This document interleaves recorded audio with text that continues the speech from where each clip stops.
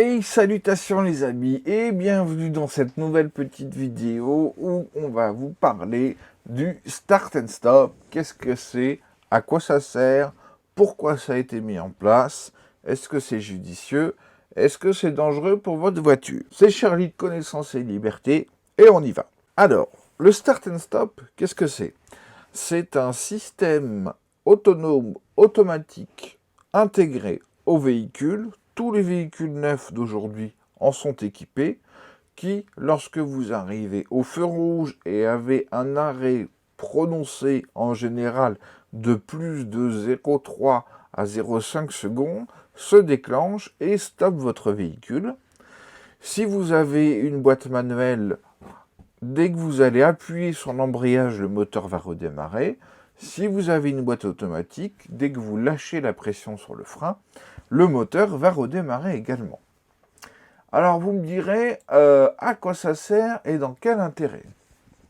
Eh bien, ça sert au constructeur à pouvoir faussement abaisser la consommation et l'émission de gaz à effet de serre, monoxyde, dioxyde de carbone, oxyde d'azote, etc., annoncés à leur catalogue. En gros, c'est une mesure qui permet sur le papier de diminuer la pollution. Et donc, pourquoi les constructeurs l'utilisent? Parce que ça leur permet de ne pas avoir de malus et éventuellement d'avoir des primes et des aides de l'État qui vont booster leurs ventes. En gros, le Start and Stop permet aux garagistes et aux vendeurs de véhicules neufs de faire plus de marge sur la vente de leurs véhicules et des véhicules qui sont respectivement équipés de ce système Start and Stop. Alors ensuite, on va voir une deuxième chose, le cycle WLTP, donc c'est le cycle d'homologation des véhicules européens, qui permet de déterminer la pollution.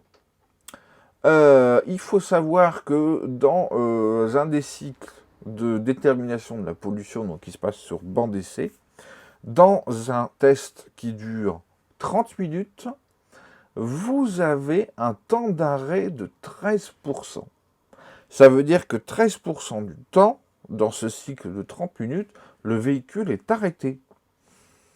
Et bien sûr, si le véhicule est équipé d'un Start and Stop, eh ben, c'est tout gagnant, tout bénef.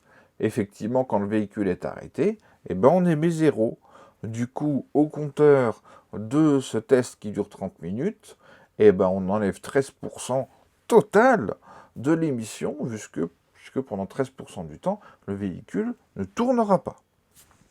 Ensuite, au niveau mécanique, est-ce que c'est bien, est-ce que c'est pas bien? Alors déjà, il faut savoir qu'un moteur s'use principalement au démarrage, parce qu'effectivement, il s'ébroue, il est froid, etc.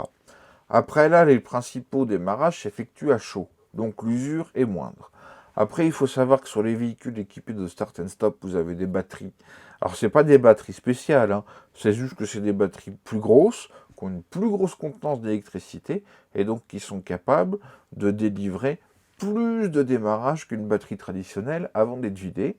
Et vous avez aussi en général des démarreurs qui sont renforcés, qui sont prévus pour faire 20-30 démarrages par jour, alors que c'est plutôt 2-3 pour un usage classique. Voilà. J'espère avoir répondu à vos questions. Si vous en avez, comme d'habitude, pas de soucis. C'était Charlie de Connaissance et Liberté. À la prochaine. Portez-vous bien.